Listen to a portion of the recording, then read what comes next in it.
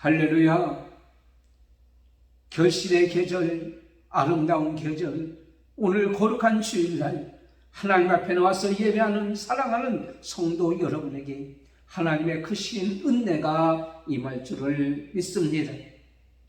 방송을 통해서 이 말씀을 듣는 모든 성도 여러분에게도 오늘 말씀의 은혜가 그대로 임할 줄을 믿습니다.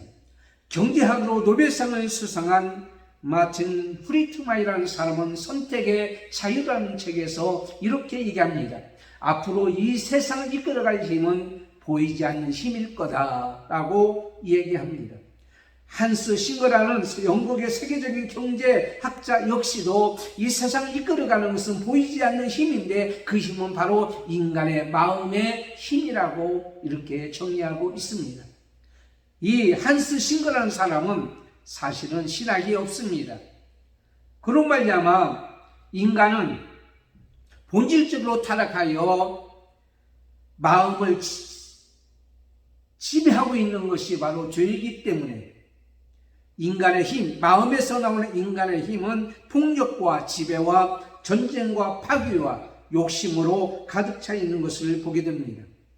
이 세상을 이끌어가고 앞으로 새 시대나 앞으로 다가올 모든 시대를 이끌어갈 수 있는 힘의 주체는 사람의 마음이 아니고 하나님입니다. 하나님의 섭리 안에서 모든 것을 이끌어가고 있다고 하는 사실을 우리는 알아야 된다고 하는 사실입니다. 그렇지만 이 세상에 되어지는 모든 사건과 일을 통해서 인간들의 마음과 인간의 모든 행동은 영향을 받고 있는 것이 사실입니다. 1968년 6월 달에 미국 콜롬비아 대학교 심리학 교수들이 흥미로운 실험을 했습니다.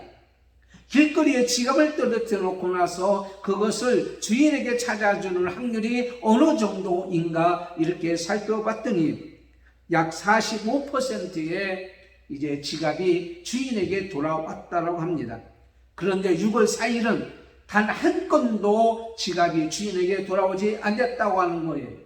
그래서 왜 그런가 봤더니 그날은 미국의 차기 대통령 후보였던 로버트 케네디가 싫어하는 사람한테 암살당한 날이었다고 합니다. 그래서 매우 중요한 사실을 알게 된 것은 한 가지 나쁜 소식, 암울한 소식, 슬픈 소식이 인간의 행동을 부정적으로 만든다고 하는 사실입니다. 부정적이고 비관적인 소식은 전염성이 무척 강하기 때문에 금방 전 세계에 많은 사람에게 퍼지는 것을 볼 수가 있고 많은 사람에게 우울하게 되고 비관을 갖게 되고 침울하게 한다고 하는 사실입니다. 그러나 좋은 소식은 사람들에게 용기와 희망을 주고 있다라고 하는 사실입니다. 지금 코로나 시대입니다.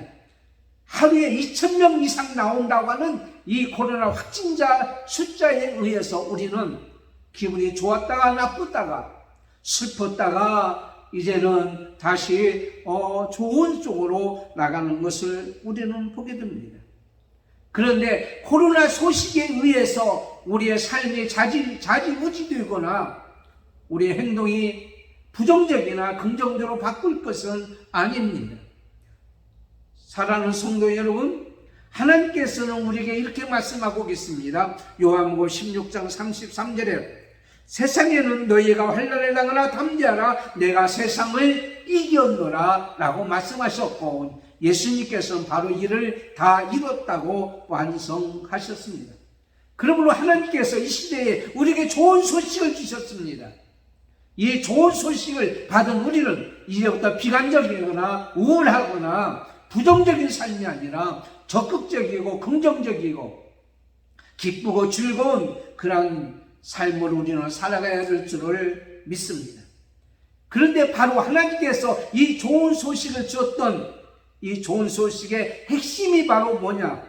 오늘 로마서 8장 30절에서 39절까지 있는 말씀에 보니까 뭐냐면 하나님께서 우리에게 주신 사랑의 힘이라고 하는 사실입니다. 이 사랑의 힘은 저와 여러분에게 있습니다. 이 사랑의 힘으로 우리는 살아갈 수 있습니다. 그러므로 우리가 이 세상을 살아갈 때에 좀 자학하고 비관하고 낙심하고 절망하며 살아가지 말 것을 말씀하고 있는 거예요. 시골에서 중학교를 다니는 어린아이가 아버님의 시장에서 뻥튀기 장사를 하는 거예요. 학교에서 지급란에 부모의 지급을 쓰잖아요. 요즘은 그걸 못 쓰게 하지만 뻥튀기 하는 아버지의 지급을 이렇게 소개하고 있습니다. 곡물 팽창업. 얼마나 이 아이의 기발한 이러한 생각입니까? 자신에게 주어진 인생을 한없이 찌그러뜨리며 살아가는 사람이 있습니다. 자신의 인생을 찌그러뜨려 가는 이 세상은 비관과 미움입니다. 부정적인 겁니다. 그러나 사람들을 향하여 미움과 원망, 시기와 질투를 안고 살아가는 사람은 하나님께서 그에게 준 인생을 바로 그렇게 찌그러뜨리며 가는 사람입니다. 그러나 하나님께서 우리에게 주신 인생을 한없이 팽창시키면서 살아가는 사람이 있습니다. 이것은 바로 뭡니까? 그것은 바로 사랑이라고 하는 것입니다. 사랑에는 이렇게 신비한 힘이 있습니다. 어떤 형편, 어떤 처지에 있을지라도 이 사랑의 힘은 우리의 모든 삶과 모든 여정을 팽창하면서 살아가고 있습니다. 하나님께서 주시는 힘, 이 힘은 이기는 힘입니다. 오늘 우리에게 주신 말씀같이 이 이기는 힘은 누가 주시느냐? 하나님이 주시기 때문에 이 이기는 힘은 확실합니다. 하나님께서는 모든 것을 가능하게 하시고 언약을 지키시고 변함이 없으십니다. 그렇기 때문에 첫 번째 제가 여러분에 말씀드릴 수 있는 것은 저와 여러분에 있는 이 이기는 힘, 승리의 힘은 근원이 확실합니다. 왜? 하나님이 확실하시게 우리에게 주셨고 말씀하시고 계시기 때문입니다. 요한일서 4장 19절에 우리가 사랑하면 그가 먼저 우리를 사랑하셨습니다. 오늘 본문 우리에게 주시는 37절에 이 모든 일에 우리를 사랑하신 이로 말미암아 라고 말씀하고 있습니다. 하나님의 사랑이 어떻게 우리에게 왔습니까?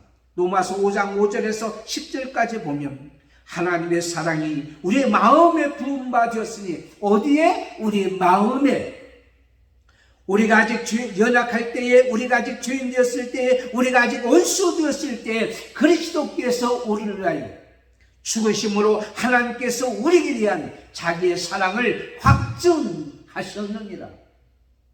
그렇다면 하나님의 사랑은 바로 외아들, 하나밖에 없는 아들, 이 외아들 예수 그리스도의 십자가에서 나타나셨습니다. 사랑의 힘은 하나님으로부터 왔습니다. 변함이 없으십니다. 그것을 예수님이 오셔서 그 사랑의 힘을 우리에게 주시기 위해서 확증하셨습니다. 그래서 오늘 34절에 우리에게 말씀하시기를 죽으실 뿐 아니라 예수님께서 십자가에서 죽으심으로 말미암아 그리스도의 사랑, 하나님의 사랑이 우리에게 나타나셨습니다. 이것은 희생입니다. 두 번째는 그리스도의 부활 때문에 우리는 예수님께서 우리에게 사랑을 주신 것이 확증된 거예요. 34절에 다시 사랑하시니 이건 능력의 힘입니다. 세 번째는 하나님 우리 우편에 계신 분입니다. 34절에 하나님 우편에 계신 자요, 이것은 항상 하나님 우편에서 우리를 보고 계시는 것입니다. 변함이 없습니다. 그 다음에는 우리를 위하여 간구하고 계시기 때문입니다. 34절에 우리를 위하여 친히 간구하시는 자십니다. 변함없이. 사랑하는 성도 여러분, 하나님께서 우리를 사랑하시는데 지금도 변함없이 우리를 위해서 기도하고 힘을 몰아주는 것입니다. 하나님이 주신 힘, 사랑의 힘은 확실합니다. 변함이 없습니다. 그러므로 이 사랑은 살아계셔서 모든 이름 위에 뛰어난 이름을 가지신 하나님께서 주신 사랑의 힘입니다. 지금도 연약한 사람을 위하여 계속 기도하고 계신 하나님의 주신 사랑입니다.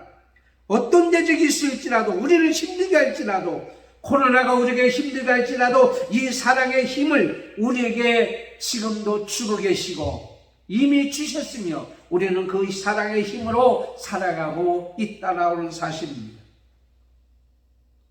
그러므로 이기는 힘, 하나님께 주신 사랑의 힘은 언제 어디서나 변함이 없고 확실합니다. 두 번째, 넘버 2, 이기는 힘은, 승리의 힘은 바로 나하고 상관이 있습니다. 아무리 하나님의 사랑의 힘이 강하고 위대하다고 할지라도 나하고 상관이 없으면 그 사랑의 힘은 아무것도 아닙니다. 무의미합니다. 나에게 주셨습니다. 이기는 힘, 사랑의 힘은 인간 스스로 가질 수가 없어요. 이 세상의 모든 인간은 하나님 앞에 설 수도 없고 갈 수도 없고 관계를 가질 수 없는 죄인이기 때문에, 하나님과의 관계가 끊어졌기 때문에 하나님이 주시는 공급하는 힘, 사랑의 힘을 받을 수가 없기 때문입니다. 그런데 오늘 우리에게 주시는 말씀 33절을 보십시오.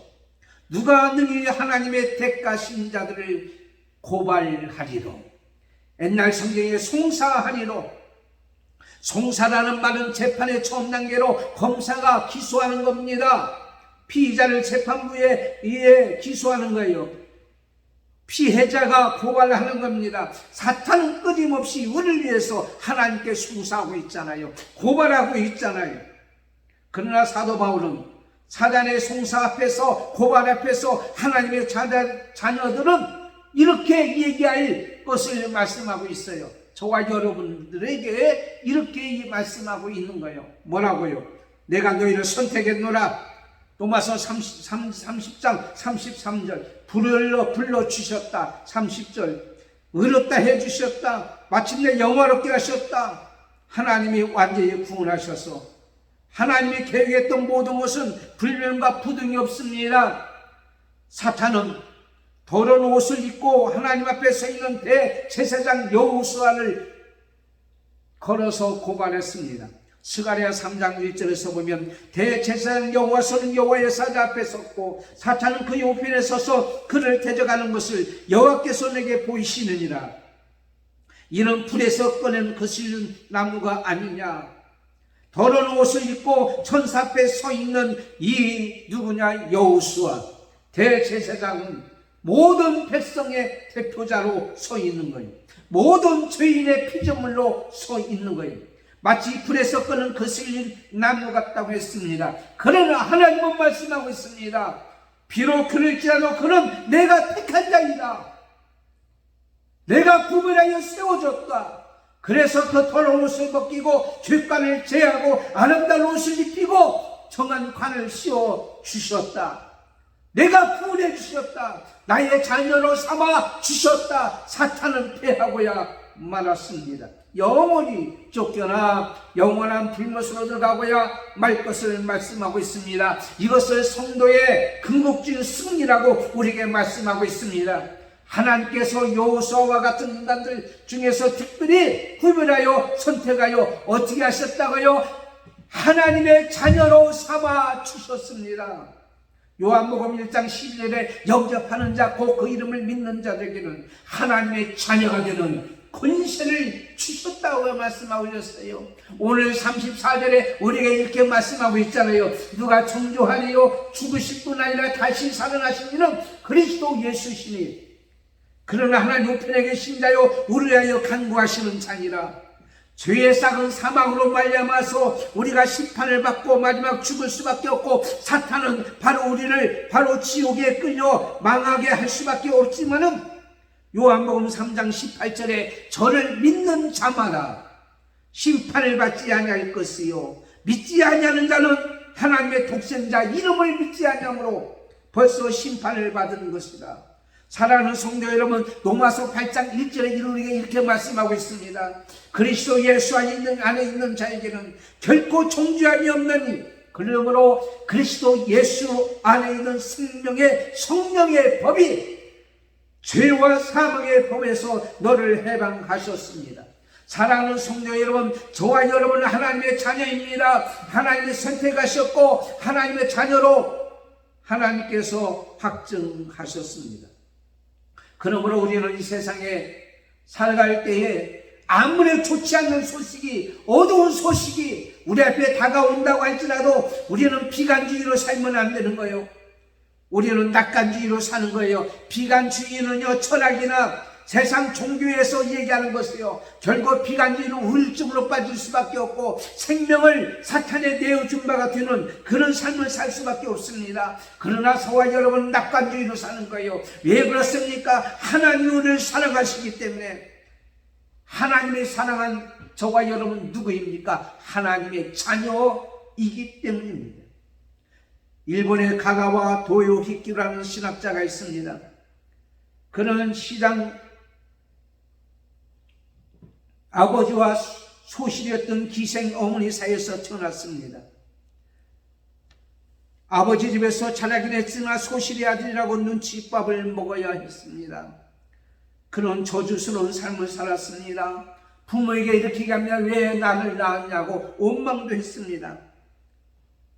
그렇게 비관주의로 빠지고 있을 때 어느 날 어느 순간에 푹을 치면서 지나가는 전도대를 만났습니다. 하나님은 누구나 당신을 사랑합니다. 하나님은 모든 사람을 사랑하십니다. 그 소리를 듣는 가가와 도요히코는 이렇게 얘기합니다. 가까이 와서 기생 아들도 사랑하나요? 아무려 어떤 죄인이라도 사랑합니다. 예수 그리스도께서 사랑하셔서 그를 위하여 십자가에 돌아가셨습니다. 나중에 그가 그리스도인이 되었고요, 그가 쓴 글 가운데 이런 글이 있습니다. 나는 기생 아들이 아니고 하나님의 아들이다. 하나님의 아들은 어떻습니까? 오늘 우리에게 주신 말씀, 하나님의 자녀는 하나님의 자녀로 삼아주는 힘은 바로 사랑의 힘이었습니다. 죄인이었던 우리를 하나님의 자녀로 이끄는 힘, 두 번째는 하나님의 자녀로 살아가게 하는 힘. 이 세상에서 아무리 사탄이 유혹하고 구속한다고 할지라도 대적하여 이기게 하는 힘, 이것이 바로 뭐냐면 바로 사랑의 힘입니다. 그래서 사무엘하 8장 6절에 다윗이 어디로 가든지 여호와께서 이기게 하시느니라 그랬어요. 사랑하는 성도 여러분, 이 사랑의 힘은 오늘 또 우리와 함께하고 있고 우리에게 역사하고 있습니다. 나에게도 역사하시고 여러분에게도 역사하고 있습니다. 이 사랑의 힘은 변함이 없습니다. 가슴속에 애절한 사랑으로 남아있는 앨리스 공주라는 사람이 있었습니다.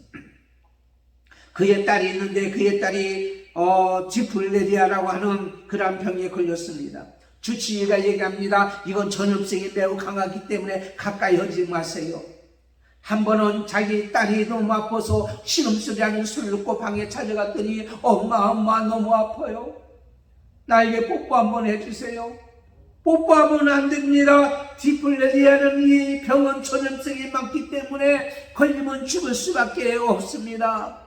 그러나 그 딸이 간절히 원하고 있는 엄마 나에게 뽀뽀 한번 해주면, 나를 한번 안아주면 나는 살 수 있을 것 같아. 그래서 그 딸을 향하여 가서 뽀뽀해주고 안아주고 밤을 지새웠습니다. 그 다음날 왕궁은 발칵 뒤집어졌습니다. 바로 앨리스 공주가 바로 그 병에 전염되고야 말았다는 사실이에요. 주치의가 얘기합니다. 왜 그러셨습니까? 왜 그러셨습니까? 그가 이런 얘기합니다. 내 딸을 살릴 수만 있다면 앞으로 10번이라도 나는 계속 뽀뽀할 거다. 이 앨리스 공주의 엄마의 사랑이 하나님을 움직여 결국 그 딸은 살았지만 그 공주는 세상을 떠나고야 말았습니다. 제가 왜 여러분에게 이런 말씀 드립니까? 세상의 사랑의 힘도, 엄마의 힘도 딸을 살리는 역사가 일어났습니다. 그런데 왜 그에게 가까이 가서 뽀뽀하고 안아줬습니까?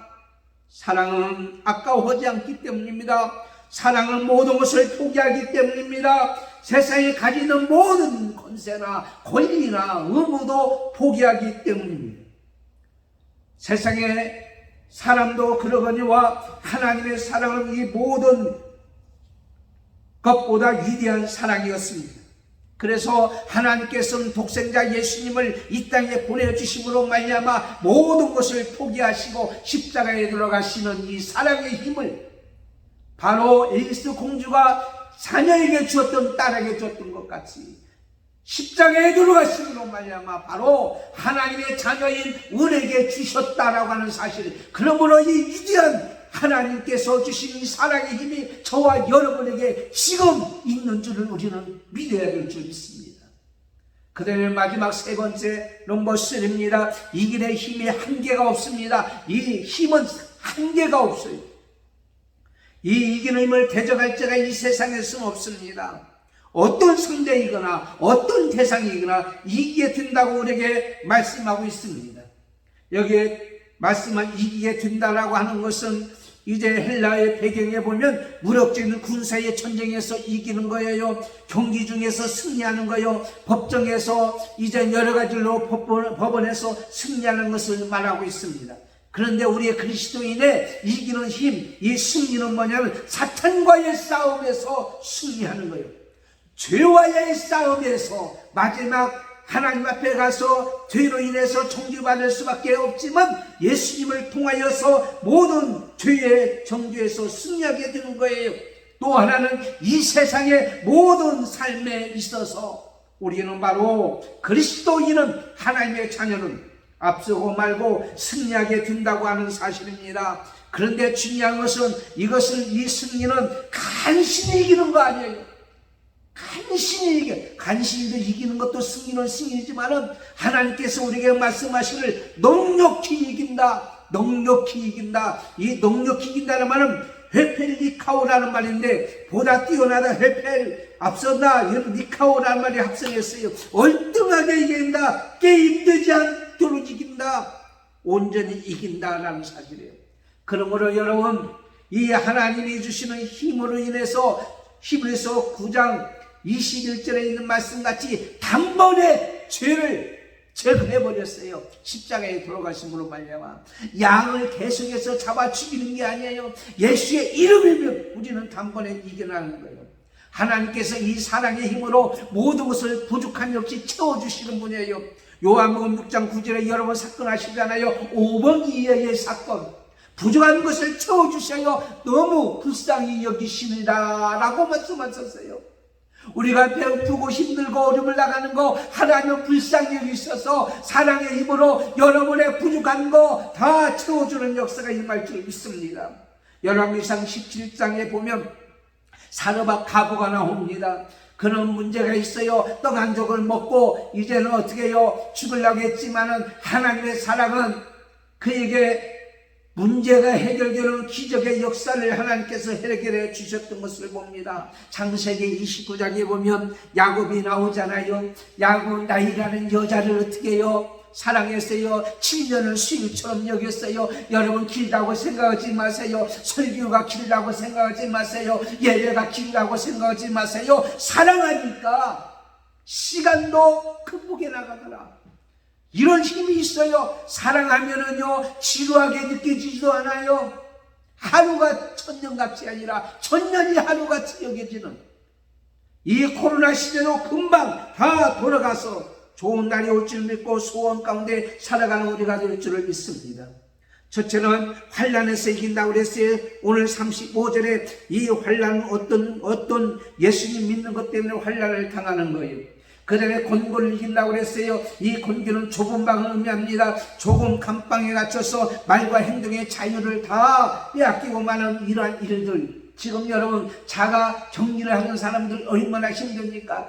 코로나로 확진된 사람들 얼마나 힘드니까? 여러분 이 방송을 듣는 코로나로 확진돼서 고통을 당하는 목사님, 사모님, 성도님들, 그리고 코로나 때문에 교회 나오지 못하고 행동에 제약을 받고 있는 여러분들, 여기에서도 이기는 힘을 하나님께서 주실 줄 믿습니다. 핍박을 이긴다고 그랬어요. 기근도 이겼어요. 적신도 이기게 되어집니다. 지금 여러분 얼마나 많은 삶이 힘들고 어렵습니까? 그러나 여러분 이제 이번 주는 추수가 아니죠. 추석이 추석. 명절입니다. 명절. 명절이니까 많은 사람이 이동을 안 하지만 그래도 이 명절 때 우리는 어떤 마음이 있어요? 사람들에게 선물 주고 또 선물 받고 고마운 사람들에게 이렇게 감사의 표시라는 것 아닙니까? 지금 많은 사람이 없다고 힘들다고 하지만 이럴 때일수록 저는 이런 말씀이 기억납니다. 마태복음 25장 35절에 마지막 때에 하나님께서 옥에 갇힌 자, 굶주린 자, 헐벗은 자, 목마른 자를 찾아 빵을 나눠주고 옷을 나눠주고 목을 축여주는 지극히 작은 자 하나에게 한 것이 누구에게 한 거? 예수님께 한 거예요. 그러므로 사랑의 힘은 내가 비록 없지만, 내가 굶주리지만, 굶주리거나 힘들고 어려운 사람들을 향하여서 외면하지 아니하는 사랑의 힘, 한계가 없는 거예요. 위험을 이긴다고 그랬습니다. 박해자 때문에 천재지변으로 인한 신변의 위험입니다.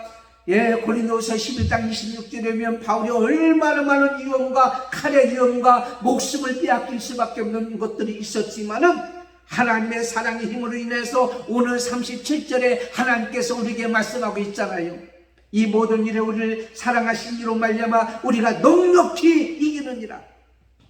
성도들을 도전하는 것들이 있습니다. 사망과 생명입니다. 우리 전 세계의 생명과 사망, 모든 것, 살든지 죽든지 우리는 그리스도가 존귀하게 되는 이 놀라운 빌립보서 2장 20절에 있는 말씀 같은 역사가 일어나는 거예요.